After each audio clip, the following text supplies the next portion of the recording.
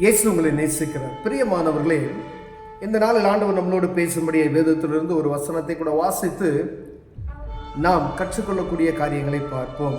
ஆண்டவர் நம்மளோடு இடைபடுகிற காரியங்களை பார்ப்போம். அது எபேசியர் புஸ்தகம் 4வது அதிகாரம் 26வது வசனம் 27வது வசனம் இப்படியாக சொல்லுகிறது. நீங்கள் கோபம் கொண்டாலும் பாவம் செய்யாதிருங்கள். சூரியன் அஸ்தமிக்கிறதற்கு முன்னாக உங்கள் எரிச்சல் தனியே கடவது. பிசாசுக்கு இடம் கொடாமலும் இருங்கள்.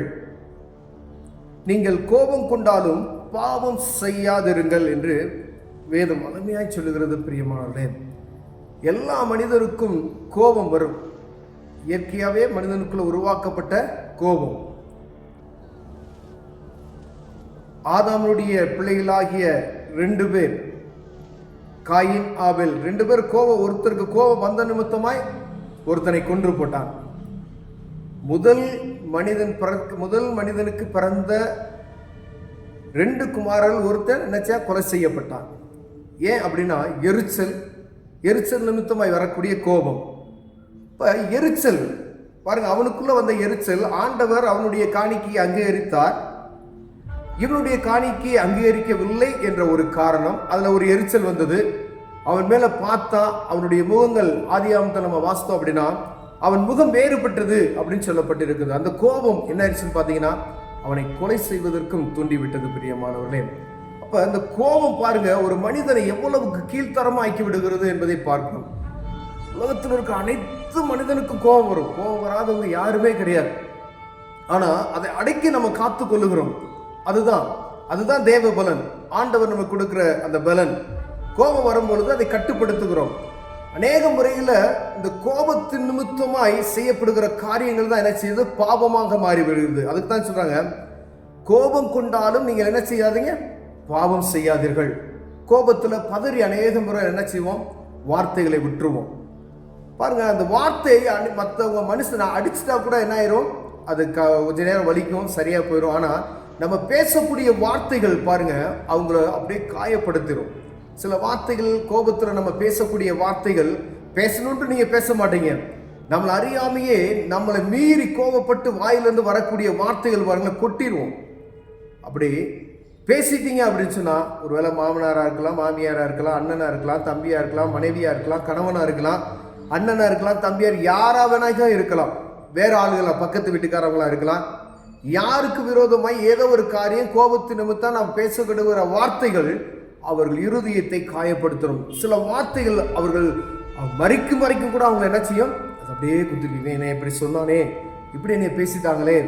அநேகம் பேர் மறித்தும் போயிருக்கிறார்கள். இந்த வார்த்தையின் நிமித்தமாய் குத்துண்டவர்களாய் என்னை எப்படி சொல்லிட்டானே அப்படின்னு சொல்லி அநேக பேர் என்ன செஞ்சுட்டாங்க, மறித்து போயிட்டாங்களாம்.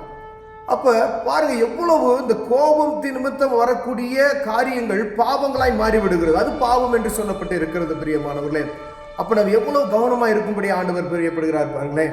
அதுக்கு தான் வேதத்துல தெளிவாய் நமக்கு ஆண்டவர் சொல்லியிருக்கிறார், நீங்க கோபம் கொண்டாலும் என்ன செய்யாதீங்க, பாவம் செய்யாதீர்கள். எப்படியா பாவம் வருகிறது, பிசாசுக்கு இடம் கொடாமல் இருங்கள் என்று சொல்லுகிறது. பிரியமானவர்களே, இப்ப ஒரு பிசாசு அவனை பாருங்க, அவனுடைய வேலையை என்ன செய்யும் அப்படின்னு கேட்டீங்கன்னா, அவனுடைய வேலையை சுற்றி திரிகிறது. எவனை விழுங்கலாம் என்று கிர்ச்சிக்கிற சிங்கம் போல சுற்றி திரிகிறான்.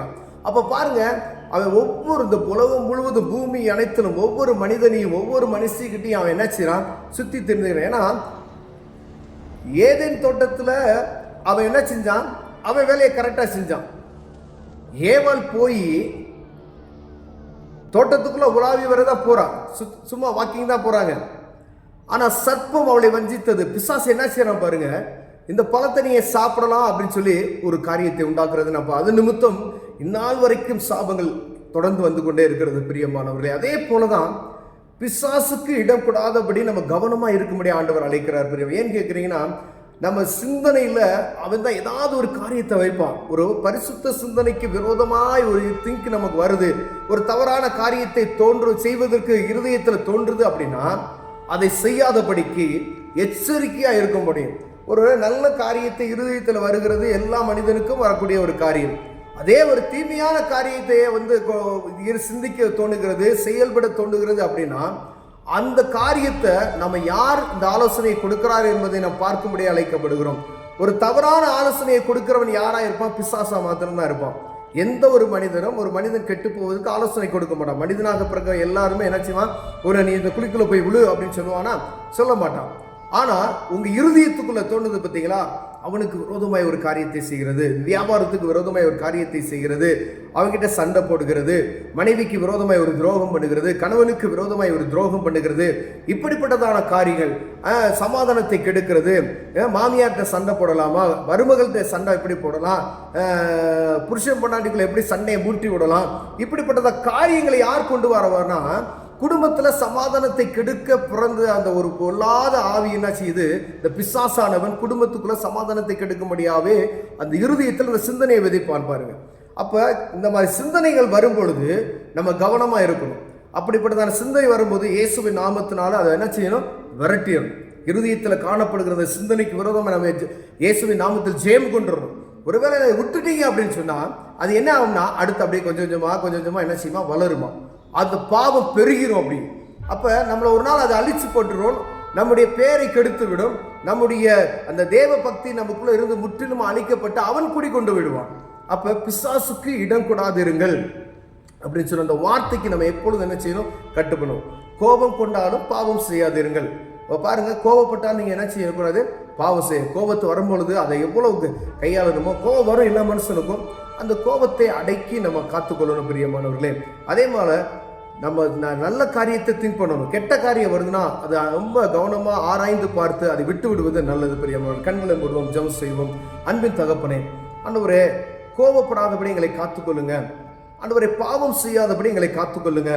ஆண்டவரே, எங்க சிந்தனைக்கு வரக்கூடிய காரியங்கள் யார் கொடுக்கிறா என்பதை அறிந்து கொள்ளத்தக்கதான ஆவியின் வரங்களை எங்களுக்கு தாங்க. இயேசுவின் நாமத்தில் பிதாவே, ஆமென்.